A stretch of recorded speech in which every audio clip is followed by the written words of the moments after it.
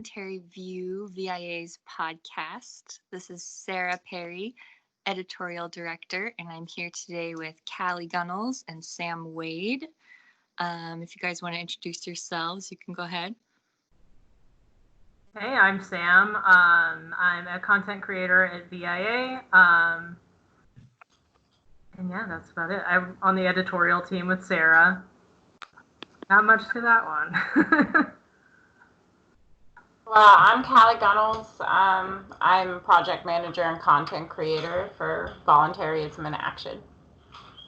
Yes, thank you for saying the whole thing. Forgot about that.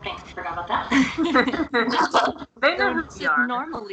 Normally Justin and Jeff's project, but we're having a special ladies edition today to talk about education. Right now, VIA is doing an education fundraiser for students who are going to be distance learning through public school and homeschoolers, new homeschoolers and veteran homeschoolers, and also for low-income college students. So trifecta there. We're trying to help as many students as we can. And there's a lot of new people coming into homeschooling this fall. I just saw a news study earlier today. They said that 4 out of 5 parents are considering homeschooling this fall, and that's just crazy. Yeah. It's a huge jump.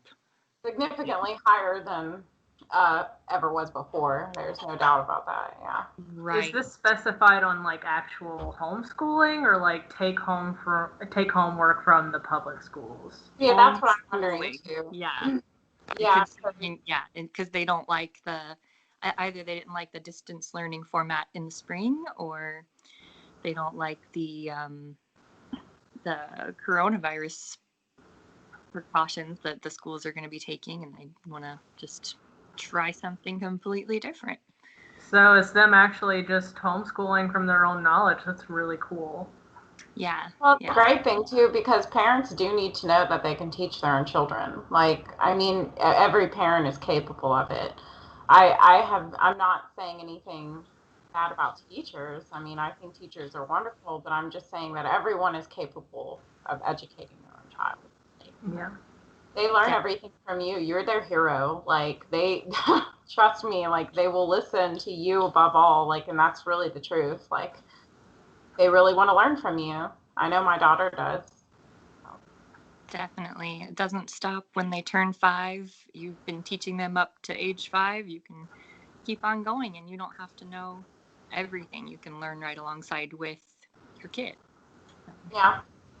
I'm definitely supportive of homeschooling. I homeschool my kids. They're all pretty little still, but my oldest is 6, and we've been homeschooling from the beginning. And well, at first I thought I was going to be a public schooling mom. I worked in a public school before, as a teacher's aide and a tutor, and I really liked the teachers there that I met. Were all really, really nice.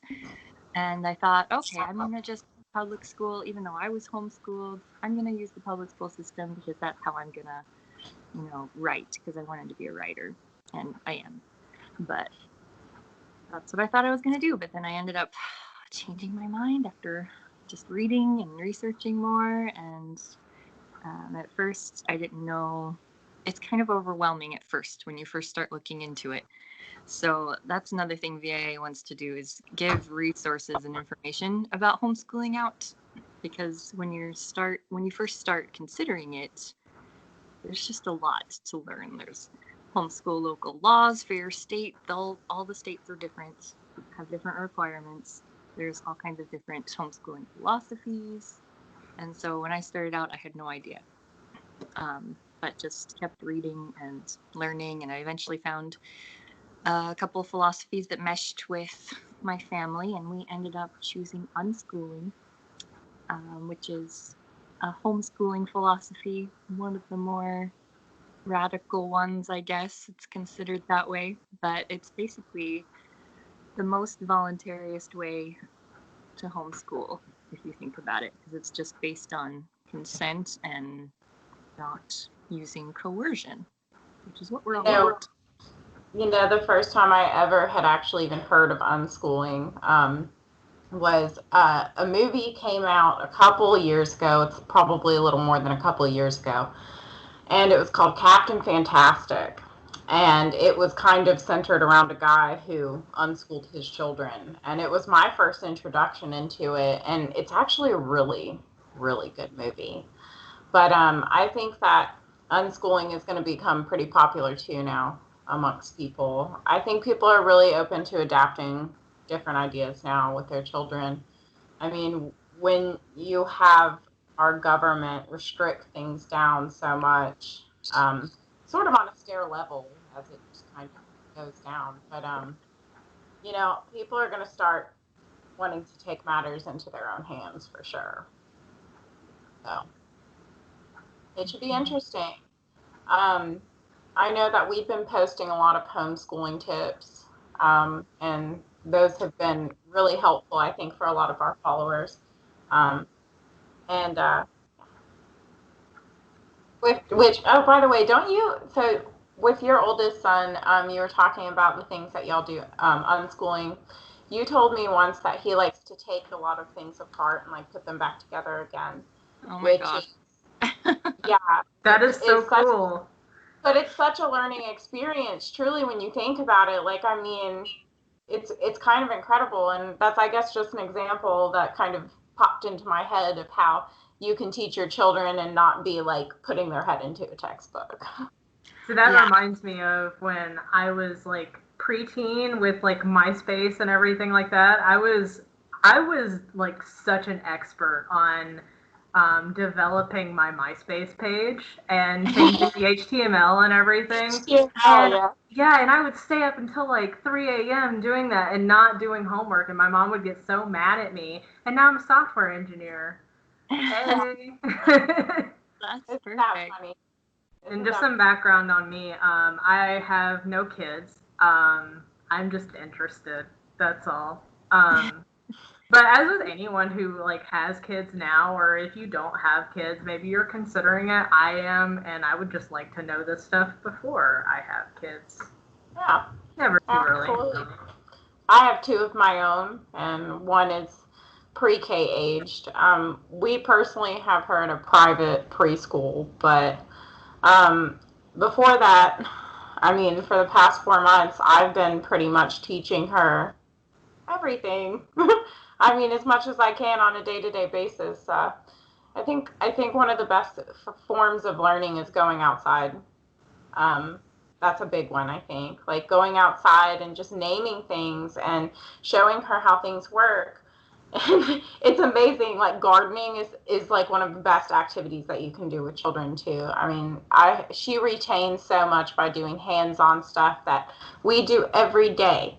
And I think that that's a really good way to teach your children, because if they're with you every day, you just sort of adopt your daily routines and your chores into your process, and it all becomes a learning experience. I mean, life is a learning experience. So yeah.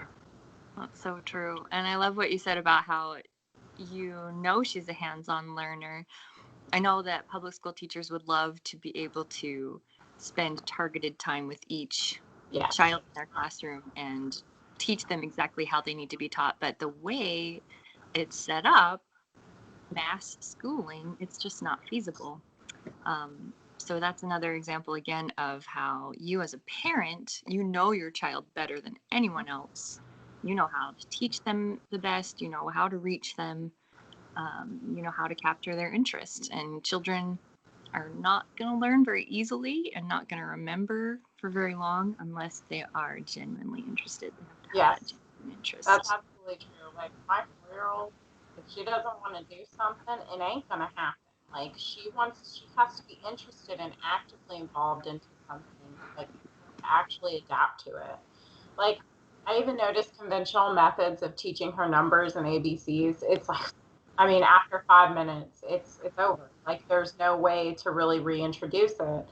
And so it's like instead I started drawing letters in the sand with her, and like that honestly made her understand it better. Like it was just a different process of just doing something that's not by paper, literally.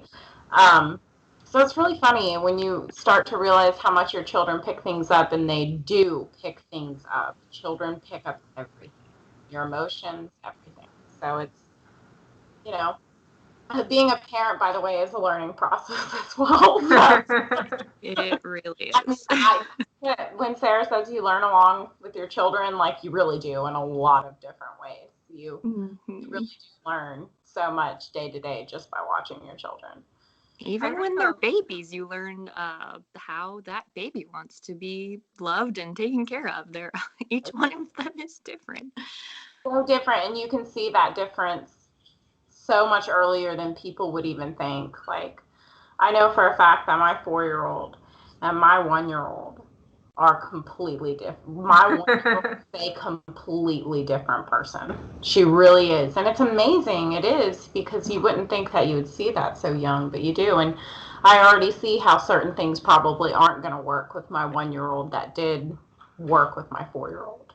I think that's encouraging, too, to know that you can learn along the way. I think a lot of parents don't want to dive into the homeschooling because they're discouraged, or like they feel like they forgot everything from when they learned, like, back in school. They're like, oh, I don't know how to do their method of division or whatever. Something more complicated than that, of course. But yeah, like, I think people like think they're like, oh, I don't know what age you're supposed to learn this or that or anything like that, so they just don't even try. Well, I wanted to even mention too that I think, I don't want to say this and it sound really negative, but there's something that homeschooled or unschooled children have. They have much more than public school children, and I mean, it's even proven, it's life experience. I mean, when you talk to public school kids when they get out of high school, well, did you learn how to file taxes? Did you learn any basic life necessities that we have been forced to do? But also the fact that, like, how to live, like, how do you sew, how do you cook? I mean, when you think about all of these extracurricular classes in high schools now, they're kind of dwindling down to nothing. Home ec was pretty much one of the only extracurriculars we had, other than graphic arts at my high school and arts. So I mean, you're just kind of narrowing down what people are able to learn, and I think you get a lot more life experience when you're not in a building for 8 hours a day. And yeah, I mean, that's just my view. And I have not. I'm a public school child. I was in public school my entire life.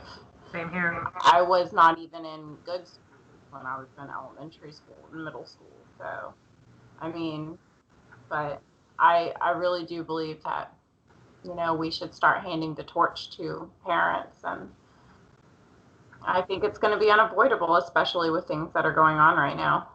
I mean, look what's happening, you know. So it'll be interesting to see. Yeah, and that's another good point too. The public school system, the way it's set up, your child is sitting down, being encouraged to sit still, being punished when they're not sitting still for 8 hours a day, at least, unless there's aftercare going on. And we have an obesity epidemic in this country.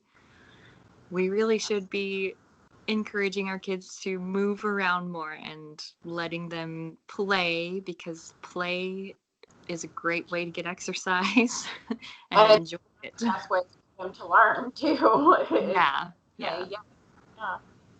And it's like, you think about recess times, they're also done now in public schools. Like, it's almost ridiculous. You know, when I was a kid, our recess was half an hour a day, which is really nothing even then. Like, if you think about it, you really should be able to get about an hour outside if you're going to be doing a full day.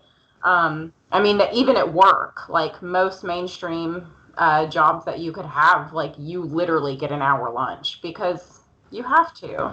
I mean, people have got to step away from things, but we don't allow our children that. I think that's kind of odd. And I think actually you posted something, Sarah, a couple of days ago that made me think big time. And it was like, when you grow older, I want you to be your own person, and I want you to march to the own beat of your drum and all this, but while you're little, you do everything I say, and you do this and you do that. And it's kind of like this really odd thing that we do. Like, why do we do that? Why do we expect so much out of adulthood when we don't offer that freedom in childhood? Exactly. Gotta be more consistent in our thinking there. What you said about PE and recess time, you can thank the Department of Education for that, because teachers are having to spend so much time teaching the kids to be able, so that they can pass their standardized tests from the government, that they've cut out extracurriculars like that. Yeah. So that they can get the kids to pass the standardized tests, so that the schools can get the government funding, yada yada, etc. Yep. So we need to get rid of that Department of Education. That would help the teachers, that would help the students. That would just be, that's one of my dreams. And that 8-hour day, or how many hours a day they sit and just do work in a desk without moving so much, it seems so backwards to me, especially with the way that we're progressing in the workforce now. Especially you see it with COVID-19, a lot of businesses are realizing that a lot of work can be done from home. I personally work from home, and you will never catch me in a single day sitting down at my desk for 8 hours. I have the freedom to go to the gym in the middle of the day, take my dog for a walk, and I am more productive now than I ever have been working in a cubicle. And I work throughout the day. Yeah, no, that's great. So it doesn't make sense to, like, you can't even like pose the argument now that you're preparing them for the workforce. They're children, for Christ's sake, for one. But you can't even make that argument that you're preparing them for the workforce, because they're kind of undoing that now. They're kind of realizing that even as adults, we can't sit and focus for 8 straight hours or 4 straight hours plus a lunch break and then 4 more straight hours without a break. It's not productive. Yeah. It's not productive for adults. It's especially not productive for children. That's one of the few good things that's come out of this year, is all of the companies learning, hey, we can have more people work from home and it works just fine, and they're even more productive. And think about too, like all of these office buildings that we could totally have no use for at this point, or we could make them into parks or whatever. And it's like you start realizing we have all of this structure and all of these things for what exact purpose? I mean, technology has really advanced in the past couple of years. People should definitely, it's just suitable. And it allows people to be closer with their children, too. And I think that that's really important. People who need to work from home anyways, people who have children who could work from home, it would be great for them. They would save thousands on childcare. I mean, it's just that we're starting to see that, a lot of the things that the government puts their hands in just essentially becomes useless to a certain effect. It's just, and it seems to stem from this desire to control people. Like, putting people in a cubicle and working for 8 hours is this desire to say, oh, well, if we don't put them in an office and watch them and keep an eye on them, then they won't be productive at all. They'll never work. They can't work from home. Nobody has the discipline to work from home. Same with schooling. People put their children in public schools because they think that that's the place that they would have the discipline. They don't think that they can work from home. Because they don't think that they have somebody monitoring them the whole time, like, to make sure that they actually get the work done. Yeah. And that, like, goes along with kind of the ridiculous misconceptions that go along with alternative sort of schooling of any kind, homeschooling, unschooling. It's like, I brought up on Jeff and Sarah's live the other day. I said it on purpose, but I was like, what are the other misconceptions of homeschooling? Socialization. And it's like, because like people always say, like, they're not going to be properly socialized. And you're like, what? What are you talking about? Like, what do you mean? How are they not being properly socialized? Do you think that most homeschooled children just stay locked in a house? That's not really how it works. I mean, there are a lot of things that there's even basically I know a couple of bases. I think the base that we know of too has one. It's they do community homeschooling. So it's like they all pay for two teachers and they meet on certain days and like all of their kids are homeschooled together and they do events together and nice. you have That's four. a co-op. It's like co-op, yeah. Well, Yeah. awesome. You're awesome. Yeah, and so it's like, yeah. So I mean, there's lots of options though. People do all sorts of stuff. I mean, you can't just think that it's just one certain kind. I think actually a lot of the misconceptions of homeschooling go back to sort of a one idea of religious, heavily religious homeschooling, I guess I should say. But yeah, no, I'm serious. Like that's really where it goes back to, and it's really a misconception because let me tell you, I know a lot of homeschooled kids, and they're some of the most extroverted people I know. Mm-hmm. Oh, yeah. Very smart, the whole thing. So. And speaking of socialization, I mentioned this on the Facebook Live too, but it's so artificial and so not like real life. What happens in public schools? You're put into a class with children all your same age, and you don't mix with other age groups. You don't get to interact with elderly people unless your teacher is elderly.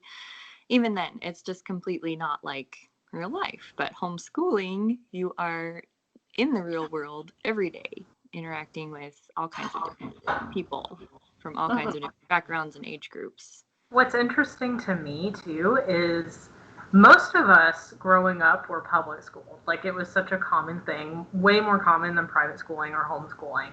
Mm-hmm. What else we're realizing is super common in our age group is social anxiety. People who struggle socializing and people who struggle in large crowds and can't stand to be in them. I struggle sometimes. I'm an extrovert, and even I struggle with being in large crowds sometimes. It can be a little too much. Sometimes I thrive in them. Sometimes it's overwhelming. And I know I have a lot of friends who, extrovert or introvert or ambivert, whatever, for some reason struggle with social anxiety. They struggle with being out in the crowds, and you'd think, oh, they were public school, they should have no problem with it, right? Like that's the argument people are making is you have to public school your kid or they're not going to have like they're not going to be socially advanced or whatever. It's just no, it's the truth is that most of the people I know who do have social anxiety were public schooled. And so again, like Callie's point, some of the people I know who are extremely extroverted and comfortable with being in social situations were homeschooled. Yes. Mm-hmm. That's a really good point. Yeah, I mean, it just kind of speaks for itself, doesn't it? I mean, I can definitely say that I suffer to a degree of social anxiety. Like, I do get really uncomfortable in, like, larger crowd social situations. And, like, even in school, it's like presentations and stuff. They put you on the spot. Like, it's a very, like, uncomfortable situation for a lot of people. And I think that we always mind that people learn differently. And I think in high school, you're kind of forced to do certain things that you may not actually be comfortable with. I don't really have a whole word of examples here, but for sure, like presentation, communication classes, standing up in front of people, being required to be in team projects, which, by the way, like that's all ours. Yes. And but I'm just saying that, like, it's just funny when you think about how truly bizarre a lot of the practices are in public schooling. When you really think about it, I mean, it's weird. Yeah, I don't want to correlate the two without any like scientific evidence. I'd be curious if there's any evidence out there for that between public schooling and social anxiety. I'm sure that would take some time though, because it's kind of yeah. But I mean, obviously, it doesn't like defend the idea that you have to public school your kid for them to be social. Yeah. Exactly. And I wonder if that's connected at all to the bullying issues that public school has too. Yeah. Because if you're up giving a presentation in whatever class and all the kids are snickering at you and you know they're going to bully you afterwards, of course you're going to have some social anxiety about that, I would think. Yeah, and also the other thing I wanted to mention too is I think in public schooling you notice a trend of kids who might be a little more hyperactive than others. They're immediately punished. It's like they're punished for hyperactivity. And then usually they're recommended to go to a doctor or a therapist by their teachers or whatever. And it kind of creates an issue here because, I mean, look, they're children, like, children are hyperactive. Like, you're literally forcing them to sit there for 8 hours. You don't think they're going to be antsy? And I wonder how many children, yeah, and then I wonder how many children kind of slip underneath that radar to where it's like they are basically ostracized for being hyperactive, and then they don't learn because they're ostracized and they don't want to learn, they don't have the interest, and then it just sort of goes and goes and goes too. I think that there's a lot of things that we really need to think about in these public situations. But homeschooling, though, is very effective. And I had mentioned earlier that we were doing the tips and stuff for homeschooling. Sarah set those up, and they are really amazing. Our community has interacted with them quite a bit, and we're going to keep pulling those out every week. And it's been interesting seeing the response here to basically how we're going to move forward in this country. Dare I say, a new normal. Oh, Lord. I'm just saying about, like, really, though, how do we really go back from this? Because even if you do send people back to public school after this, it's not going to be the same. People have already seen what can be possible in other situations. So, I mean, I don't think we're going to have as many public school children in the future. I think there's going to be a lot of virtual learning to come too. I just know that's unavoidable with big tech and everything. I think it's really going to start happening in that way too. And you had even said too, with different forms of learning, when I think about tech, you said that video games can be educational. Yes, they can. Yes. They are, in fact. Like, if you really think about it, you're learning directions on a remote control. I mean, you're literally learning everything, like, without even applying that to their mind. Like, they're just learning it as they're doing it. That's so true. And they are playing a game, and children learn they learn best through play. And there are plenty of homeschooling moms who are afraid of too much screen time and is it going to be addictive and all these things, but you really don't need to be, in my opinion. Yeah, I don't know. I do have, personally as a parent, I do have worries about that because my child is pretty invested with her tablet. I mean, she plays all these games and oh my gosh, you guys, like, she will explain it to you in so much detail. And then I want her to read a book and I'm like, Lily, look, let's read this book. And she just doesn't want anything to do with it.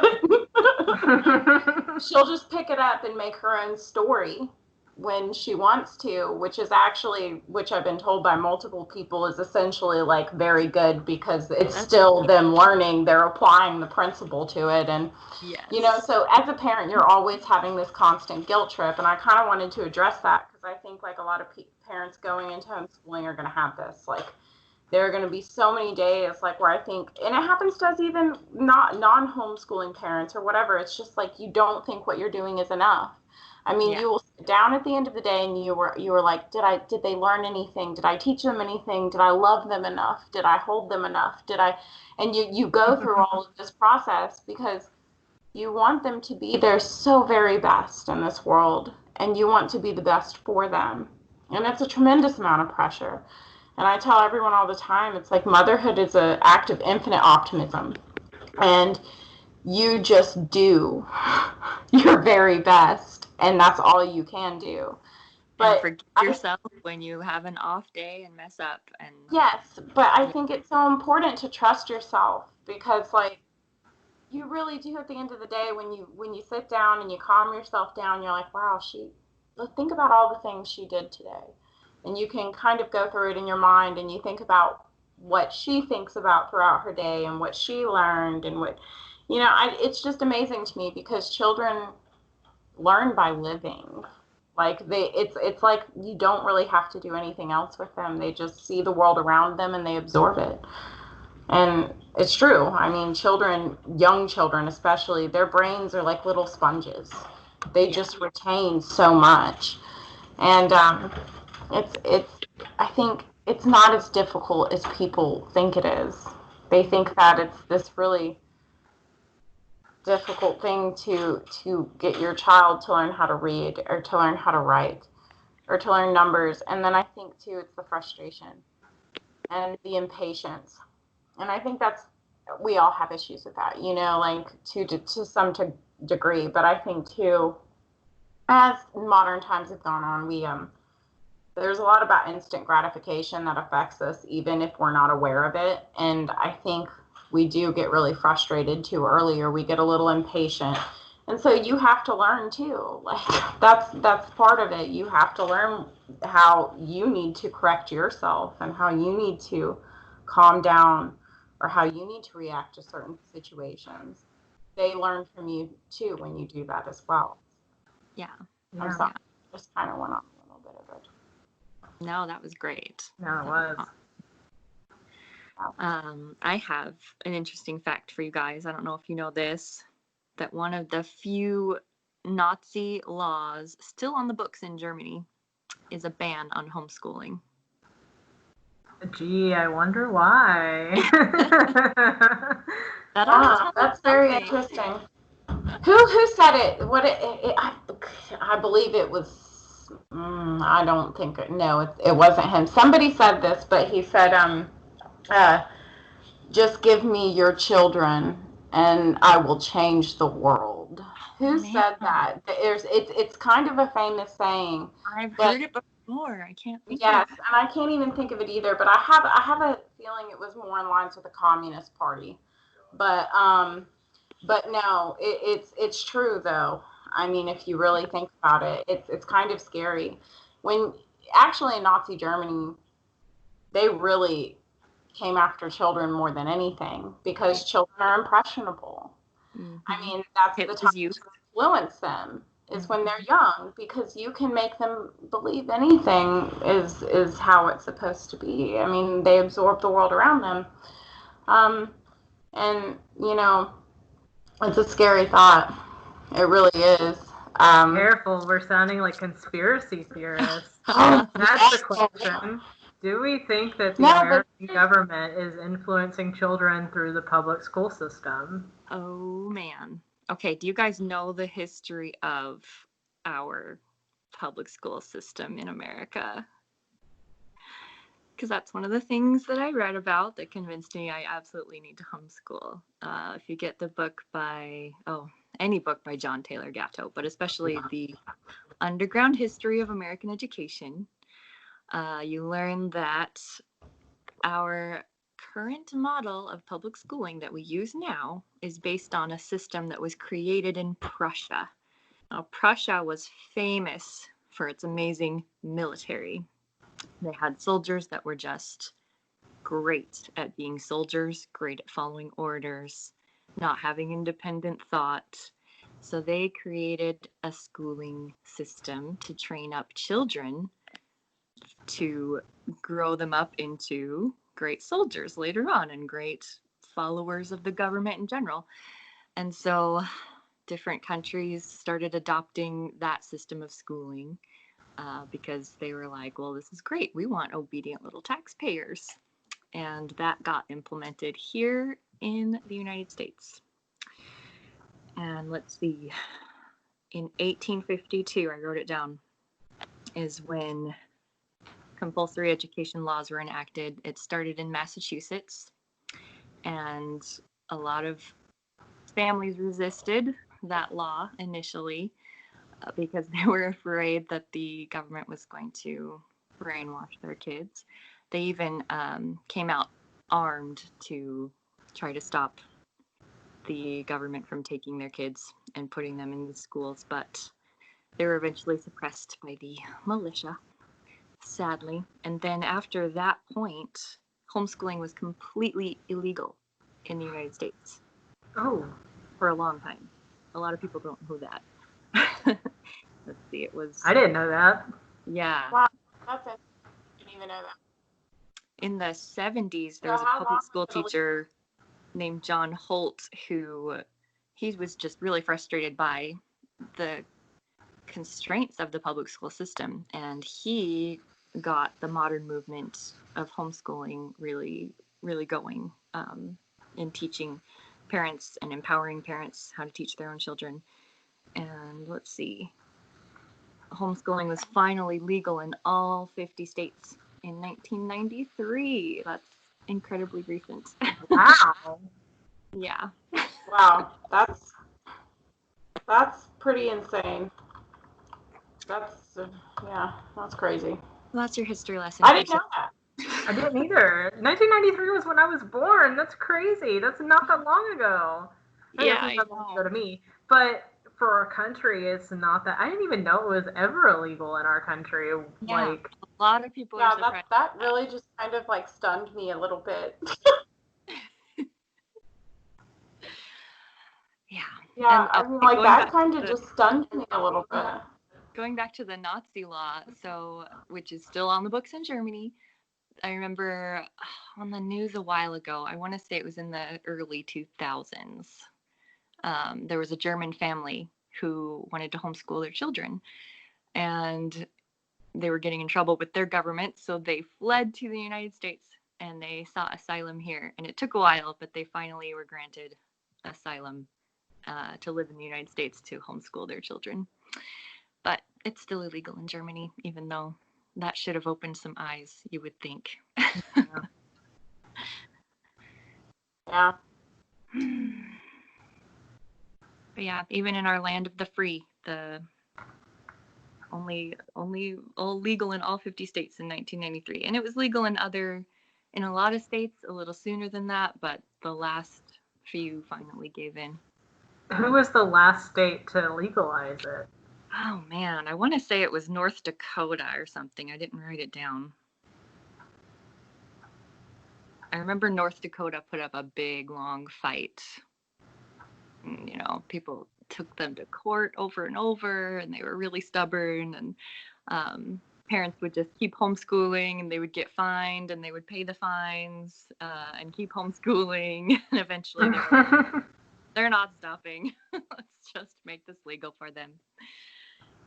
And even though it's legal, you still have to, in many states, you have to jump through a lot of hoops. In Alaska, you don't have to do anything. It's one of the freest states. Alaska and Missouri. Missouri might have a couple requirements.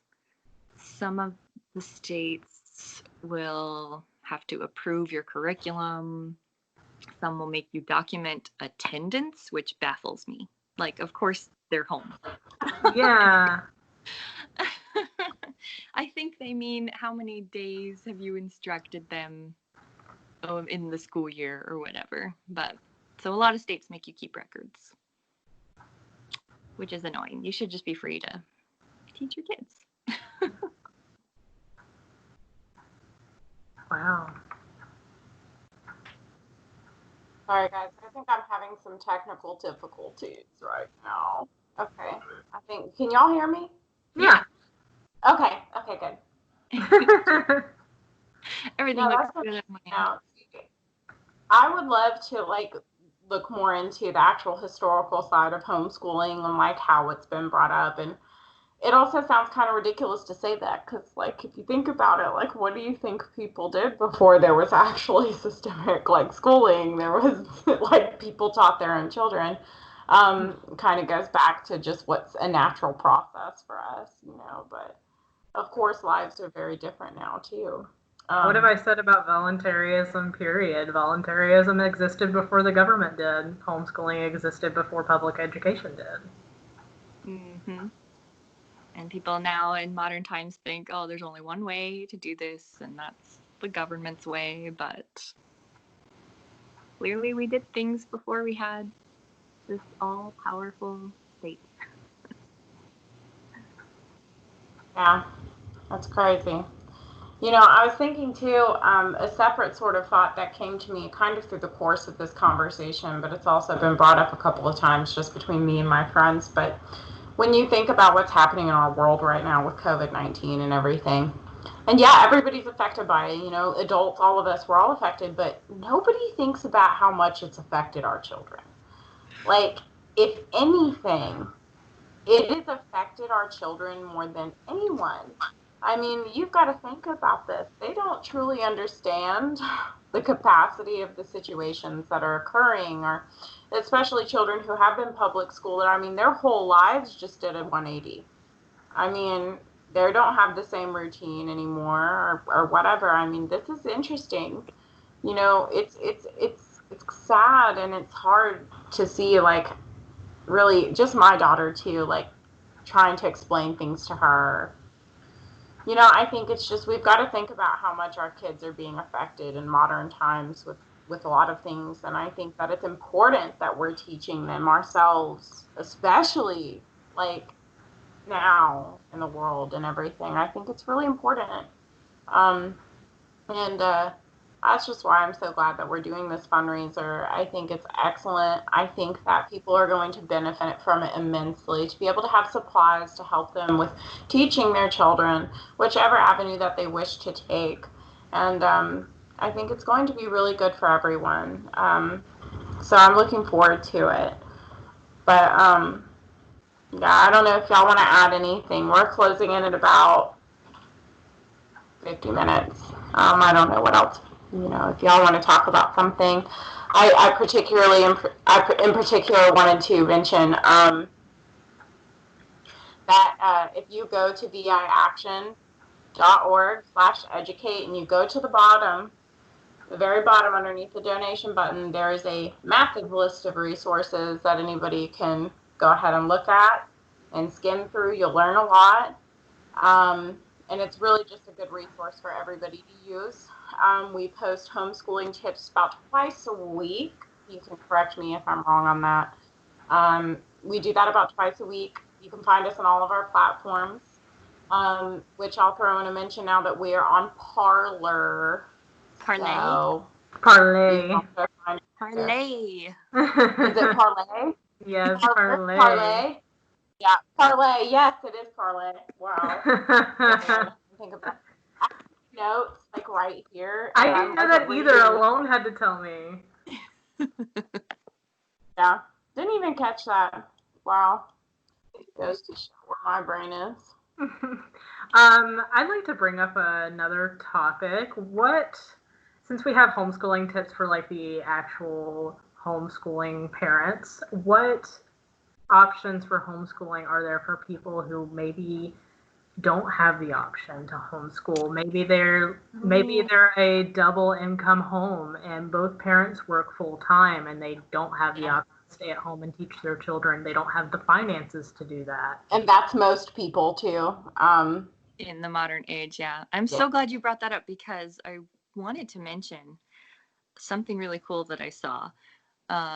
People are starting up what they're calling them pandemic pods. And what they are is the parents are getting together and they are taking turns teaching all of their children according to their work schedules, or they are pooling their money and hiring a teacher to teach just so like it's like co-oping. Yeah pandemic pods. That's pretty cool. So that is a really great option. Yeah. That's a really good idea. That is definitely something I think people need to consider. You know, a lot of people are double income. I mean, most people can't survive on one income. And then there's single parents too who take a look, who have no one else and who have no other options. And I think that that's a very, very good way to do things. I think that that's going to be really smart. I'm glad that you brought that up. So, yeah, just another option. I think too, one of the other very few good things to come out of this year is just people being really creative with their solutions. So yeah, like people were talking about how homeschooling, parents are sort of limited now too, because usually a lot of school children, parents are taking them places constantly. Like, like everything is an experience, and a lot of them go to zoos, parks, whatever. Well, now there's a lot of restrictions involving that too. And I think like previous homeschooling parents are trying to kind of work around that too. And now there's like virtual zoo tours that you can do. Yeah. And, I mean, it's ridiculously, if you think about it, that we're here right now. But no, but like, it's really interesting. I mean, people are really coming up with stuff. And I think too, you can always find something new to do. I think all the time when I'm driving around, all the places that I don't go, even in my own city, and how I should really like explore and like go find a new shop to take Lily to, or like a new plant nursery, or whatever. I think there's a lot of options, and you always have national parks. So yeah. Even though some of them make you make reservations right now. Yeah. At least you I can go. actually, wait, really? Yes. You have to make reservations? Not here, but it's happening in Texas and a few other states I can't think of right now. But yeah, you have to make reservations before you go. California, one of the other ones, of course, because... Well, they were closed for a while anyway. I normally get a annual pass renewed for the national parks around like April. And this is like the first year I haven't done it because I was like, what's the point? Like, I'm not going to get use out of it at first. Like, I'm going to just have to wait until things open back up. I haven't been keeping up with national parks opening back up. But yeah, they're super educational. And yeah, I didn't know that about the reservations. It's crazy. So much work. Yes. So much extra planning ahead. It's harder to be spontaneous this year. Yeah. Which is hard on a lot of me included. Mm-hmm. No, it's really hard to do a lot of things this year, and I think everybody's just really trying to pull together. Sam mentioned the whole social anxiety thing, and I just wanted to say, just think about the mental health issues that are going to occur out of this entire situation. I mean, we already know that the CDC is acknowledging how high suicides are through this whole thing. And, we all just really need to stick it together and help each other out. Because at the end of the day, it comes down to the individuals. And, we're in our club, and they are in theirs. Yeah. And I think it's really important that we teach each other, and we teach our children, and we're kind to people. I think too, right now, everybody's really stressed out, and I've been trying to really keep it in my mind that everyone is stressed out. I had mentioned that I have been feeling so isolated lately, like I really do, and it's like not on the level of just the fact that there's actual isolation occurring across the country, but you just, on a deep level, socially, you do feel isolated. People are stressed, they're worried, and they're trying to sort of battle this obstacle of how they're going to handle their lives right now. And a lot of us are holding our breath. A lot of us are like barely breathing. like it's just, all of us are really waiting, I feel like, for the iceberg to tip over, and we can't think that way. Like, we really need to help each other, and we really need to be positive and be kind and talk to each other and help each other. I think that it's a great thing when you have communities coming together, parents coming together and making their communities better just by teaching their children and keeping their community safe and closer. I think that's important. I think I brought up one time with you, Sam, that or Sam or Sarah, that back in the 60s, like my dad talks about it all the time, like there was a sense of community then that we do not have now. Like, people knew each other, they knew their neighbors, they knew their children, like everyone was close. And now that's just a scary thought.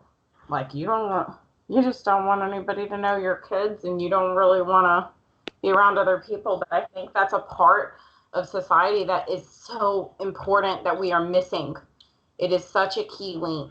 Like, we have to be closer in our communities because we make our communities better. So, and as voluntarists, I feel like we're already ideologically isolated, and it just feels even more so right now when we have such a different perspective from most people about what's going on. Mm-hmm. It's hard. Yeah, I'm fortunate to work from home and not to have struggled with unemployment during this pandemic, and even I'm feeling it. Like, it's changed everything, and you feel so isolated and so alone in so many different ways. Yeah, but I think one good thing coming out of it is people embracing both working from home and homeschooling. Yes. I just hope that we can open up the public more so that we can have more opportunities for education outside of the home, because it's also a part of homeschooling. And dare I say, it sort of kind of converts the pendulum of power in the better direction, the direction it needs to go back to. Yeah, I think this is a good change. I really do. And I want parents to be open to it. You can teach your kids. You can do it. Like, you are not incapable. You are worthy of it. Like, you can do it. And you would have so much fun. When I spend time with my daughter to the degree of play, which I have to say, I'm not very good at play. I try very hard. My husband is the better one at it. It's just me as an adult to sort of insert myself into the imaginary, you know? Because I think at a certain degree, like, when you get older, it's just kind of hard to do that. Yeah. But when you actually insert yourself into their world and try to apply what they're feeling and their imagination and what they're conveying, it's amazing. Like, I'm just blown away with what like conversations my daughter will have between two dolls, like, and it's like something that's a very interesting conversation. You know, it's interactions she's seen and things that we talk about, or like making food. She like recited a whole recipe one time, and it blew my mind because it's like I didn't even think that she had gathered that. So it's interesting. It's just such an amazing experience, and we really just want to support new parents coming into homeschooling as much as we can with resources and financially too, with the fundraiser, with supplies, and we really want you to know that you can succeed, and don't let anyone tell you you can't teach your own children, that you need a teaching degree or even a college degree. You don't. You are qualified to teach your own children. Yeah. And you will have a blast, like Callie said. Yeah, I mean, like, I'm definitely not the spokesperson for it or anything. I can just say that for sure, like, the past couple of months being at home with my daughter through all of this, like, it's been a learning experience for me, and I truly enjoyed it. I've actually felt a lot closer even with myself, not just my daughter, but a lot closer to myself too. So I think people need to do it. I think people really do need to at least consider the idea of doing kind of the back and forth portion for the parents that can do that. I know, like, some people are going like half during the week or like coming home the half, and it's just, I think for some people too, it'll be an eventual landslide. Eventually people are just going to kind of go, I can just do this, you know. And then I was reading an article. I know we're closing out here, but I wanted to bring this up. I can't even think about where I found it. I'm gonna have to give it to you guys, but it was this woman just talking about how, like, people obviously have a lot of questions about homeschooling their younger children, but then it's like people who are like, well, what do I do with my high school kids? And she's like they're their own people essentially. Like, they can learn themselves. Like, they are totally individual at that point, and that is the other thing that I do not like about public schools. There's something about suppressing the individual thought. Standardization, not specialization. Yeah, exactly. It's everything standardized. Like, how can you account for somebody's individual characteristics based on standardized tests? It doesn't make any sense. You're shoving people into categories they do not fit in. And it is so important, especially, I think, particularly when children hit puberty, because a lot of things start happening in the brain then, okay? But it's particularly important to allow them to carry that individual aspect because they're becoming their own person in many different ways. I mean, even with their hormones and everything. And I think it's really important that we are allowing our children to be individuals and to let them be interested in what they're interested in and trust them. You know, I hate to bring up this example, but Bam Margera quit high school when he was 15 because he told his teacher he was going to be a professional skateboarder, and it's all that he ever cared about, and it's what he wanted to learn, and it's what he was interested in. And then his teacher told him he was going to fail, and he was going to be working, you know, on the side of a corner for the rest of his life. And then 6 months later, he pulled up to his school in a Ferrari after he became a professional skateboarder. And I'm just saying that, like, seriously, trust your children. Like, just give them trust, because that gives them positivity and power for them themselves, and they truly believe in themselves. Like, that's important. Like, I will never, if my kid has a passion, I will be like Bam Margera's dad with the camera, following him at skate parks from the time that he is 5 years old. I mean, seriously, when you think about that, everybody has their own way. It's not always college. It's not always this kind of the popular narrative that most people have. They go from high school, they get scholarships, and they go to college, and then they get their bachelor's, and then they get their master's, but not everybody learns that way. And who would have thought 20 years ago too. that you could make and people make a lot of money career on YouTube? A career on YouTube. Yeah. I mean, it's insane. I mean, the possibilities now really, truly are endless. Like, I mean, seriously, we are not any longer in a conventional society. Like, we do not need to learn conventionally anymore. This society has progressed ahead of what we are still trying to adapt. And I think those days are starting to be over. So it's going to be interesting. And, yeah, with things changing daily, we will see what happens. Yeah. But seriously, if you are interested in donating to the COVID relief for education for parents, you can do that at viaction.org. At the /educate, you can do that. And then, like we said, there is a vast amount of homeschooling tips underneath that, resources and everything there available for you. Yeah, if y'all want to add anything else, that's it. I'm done. I think that says it all. Yeah, I think that's good. That's our voluntary view, as our podcast is called, and we are going to increase in technological prowess as we go. We only have a few episodes, but we will get this one up on YouTube as soon as we can, and BitChute, and then we are going to be setting up a Spotify soon, so look for that, and we will announce that when we get around to that.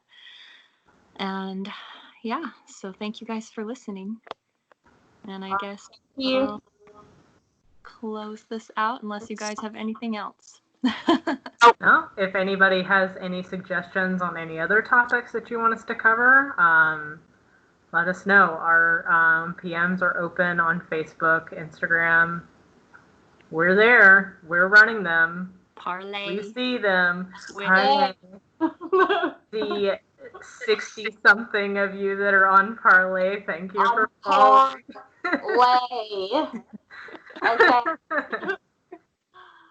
Yeah, get it right, Kelly. I like Parlor too. Like, I don't know. Well, when I read the word. Yeah, I think most people think that. Look, my note is right here. Oh, goodness. All right. See, we thought it was parlor, and we were public schooled. See, there you go. There is a freaking definition of why this is not working out for people. Okay. The only person who knew immediately it was parlay was the homeschooled one in the room. Okay, I think that says it all. Everybody, thank you for listening. Go out with a laugh. We will talk to you again soon.